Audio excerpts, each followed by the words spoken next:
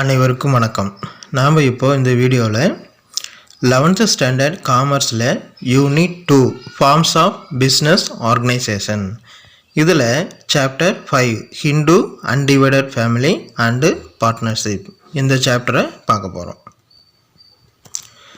இந்த சாப்டரில் இப்போ நம்ம பார்க்க போகிற டாபிக் என்னென்னா meaning and definition of partnership, அதாவது கூட்டாண்மை அப்படிங்கிறது பார்ட்னர்ஷிப், அதில் மீனிங்கும் அதோட டெஃபினேஷனும் இப்போ பார்க்க போகிறோம்.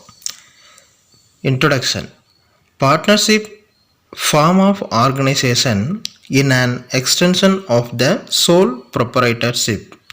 It has already been explained that the sole proprietary form of organization suffers from several drawbacks such as limited capital, limited managerial ability, concentrated risk and less chances for expansion and growth, etc. With the result, the sole trader is compelled to seek the cooperation of others so that he can meet the changing situations effectively. Generally, இப்போ இதில் வந்து பார்த்திங்க அப்படின்னா இப்போ பார்க்கக்கூடியது நம்ம இதில் வந்து சோல் ப்ரொப்ரைட்டர்ஷிப் அப்படிங்கிறத பற்றி நம்ம லாஸ்ட் லெசனில் பார்த்தோம். ஸோ அந்த 4th சாப்டரில் பார்த்தோம்.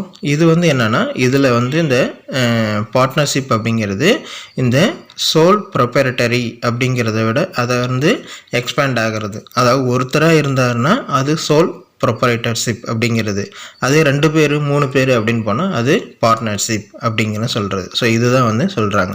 இதில் வந்து பார்த்திங்கன்னா சோல் ப்ரொப்ரைட்டர்ஷிப்பில் வந்து பார்த்திங்க அப்படின்னா ஒரு கேபிட்டல் அப்படிங்கிறது லிமிட்டடாக இருக்கும்.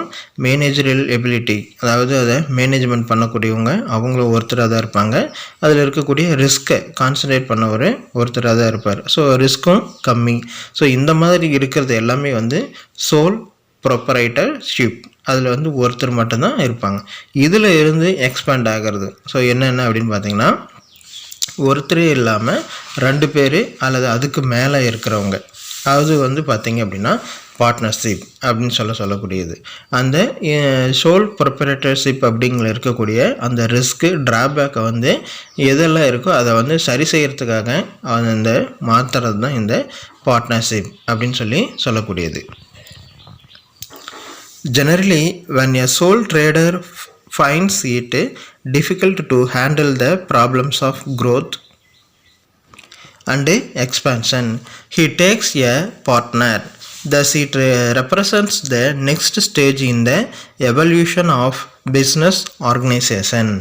அதாவது இது வந்து என்ன அப்படின்னு பார்த்தீங்க அப்படின்னா வந்து சோல் ப்ரொப்ரைட்டர்ஷிப்பில் இருக்கக்கூடிய ட்ராபேக்ஸ் அதை சரி செய்கிறது, அதுபோல் அந்த சூழ்நிலைக்கு ஏற்ப அவங்க என்ன பண்ணாங்க, மற்றவங்களுக்கு வந்து ஒத்துழைப்பு கொடுக்குறாங்க.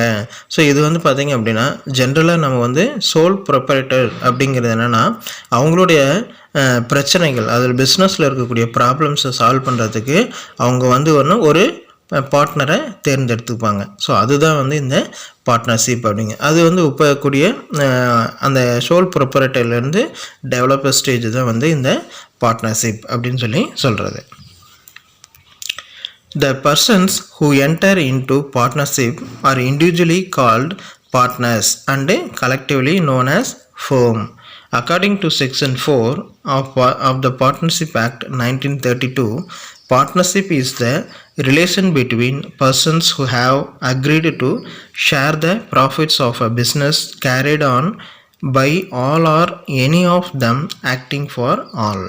அதாவது இதில் வந்து என்ன சொல்கிறாங்க அப்படின்னு பார்த்தீங்க அப்படின்னா நம்மளுக்கு இந்த பார்ட்னர்ஷிப் ஆக்ட் 1932 பிரகாரம் என்ன சொல்கிறாங்கன்னா பார்ட்னர்ஷிப் அப்படிங்கிறது எல்லாரும் சேர்ந்து இல்லைன்னா எல்லாத்துக்காக ஒருத்தர் அந்த மாதிரி அந்த தொழிலை நடத்துறது வந்து பார்த்திங்க, அதில் வந்து பார்த்திங்க அப்படின்னா கிடைக்கக்கூடிய லாபத்தை வந்து ஒருத்தருக்கு ஒருத்தர் ஷேர் பண்ணிக்கிறது. ஸோ இந்த ஷேர் பண்ணிக்கலாம் அப்படின்னு சொல்லிட்டு ஒரு அந்த தொழில் நடத்தலாம் அப்படின்னு சொல்லி ஒரு அக்ரிமெண்ட், ஒரு கான்ட்ராக்ட் வர்றது பேர் தான் வந்து பார்ட்னர்ஷிப் அப்படின்னு சொல்லிட்டு நான் பார்ட்னர்ஷிப் ஆக்ட் வந்து பார்த்திங்கன்னா 1932 செக்ஷன் 4 அது வந்து இப்படி எக்ஸ்பிளைன் பண்ணுது. ஸோ இதில் வந்து பார்த்திங்கன்னா பார்ட்னர்ஷிப் அப்படிங்கிறது இப்போ ஒரு 2 பேர் அல்லது நிறைய நபர்கள் சேர்ந்து செய்யக்கூடிய ஒரு தொழிலை நடத்தக்கூடியதுக்கு வந்து பேர் பார்த்திங்கன்னா பார்ட்னர்ஷிப். இதில் வந்து பார்த்திங்க அப்படின்னா ஒரு 2 பேர் இல்லை ஒரு 3 பேர் சேர்றது அப்படின்னு வந்து பார்ட்னர்ஷிப். அதே நிறைய பேர் இருந்ததுன்னா அதுக்கு பேர் தான் ஃபேர்ம், நிறுவனம், கூட்டாண்மை நிறுவனம் அப்படின்னு சொல்லக்கூடியது. இதில் வந்து பார்த்திங்க அப்படின்னா இந்த பார்ட்னர்ஷிப் அப்படிங்கிறது இதில் பொதுவாகவே சொல்லக்கூடியது வந்து எல்லோருக்காகவும் ஒருவருக்காக எல்லோரும் அப்படின்னு சொல்லிட்டு ஒரு இது இருக்குது. ஸோ அந்த மாதிரி இப்போ இதில் இருக்கக்கூடிய பார்ட்னர்ஸ் எல்லோரும் என்ன பண்ணுவாங்க அப்படின்னா அவங்களுக்கு ஒரு ஷேர் கேபிட்டல் கொண்டு வருவாங்க. அந்த பிஸ்னஸில் அவங்க வந்து இன்வெஸ்ட்மெண்ட் பண்ணுவாங்க. அப்போ இன்வெஸ்ட்மெண்ட் பண்ணும்போது அந்த பிஸ்னஸ் ரன் ஆகிட்டு இருக்கும்போது அதில் வந்து வரக்கூடிய ப்ராஃபிட் ஆகட்டும் லாஸ் ஆகட்டும் இதை வந்து எல்லாருமே ஷேர் பண்ணிக்கலாம் அப்படின்னு சொல்லிட்டு ஒரு அக்ரிமெண்ட் போடுவாங்க. ஸோ அந்த அக்ரிமெண்ட் பிரகாரம் இந்த பார்ட்னர்ஷிப் வந்து போயிட்டுருக்கும் அப்படின்னு சொல்கிறாங்க. Next definition of partnership. இதில் வந்து according to professor Haney the relations which exist between persons competent to make contracts who agree to carry on a lawful business in common with a view to private gain. அதாவது தனிப்பட்ட லாபத்துக்காக ஒரு வியாபாரத்தை நடத்தலாம் அப்படின்னு சொல்லிட்டு ஒரு என்ன சொல்கிறது ஒரு கான்ட்ராக்ட். அந்த கான்ட்ராக்ட் வந்து ஒரு சில நபர்களுக்குள்ளே போட்டுக்கக்கூடிய ரிலேஷன்ஷிப் தான் வந்து என்னது அப்படின்னா பார்ட்னர்ஷிப் அப்படிங்கிறது. அதாவது ஒரு 2-3 பேர் இல்லை 4-5 பேர் சேர்ந்து நம்ம ஒரு வியாபாரம் நடத்தலாம். அதில் இருக்க அந்த பார்ட்னர்ஸ் அந்த நபர்களுக்குள்ளே இருக்கக்கூடிய ஒரு உறவு ரிலேஷன்ஷிப் தான் வந்து இந்த பார்ட்னர்ஷிப் அப்படின்னு சொல்லிட்டு ப்ரொஃபஸர் ஹேனே சொல்கிறாரு. According to Spriegel, partnership has 2 or more members, each of whom is responsible for the obligatory requirements of the partnership. Each of the partners may bind the others and the assets of the partners may be taken for debts of partnership.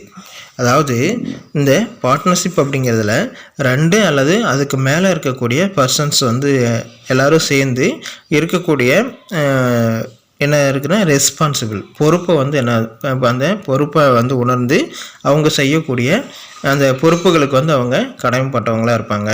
அதில் இருக்கக்கூடிய ஒவ்வொரு பார்ட்னரும் வந்து அவங்க வந்து இன்னொரு பார்ட்னருக்கு கட்டுப்பட்டவங்களாக இருப்பாங்க.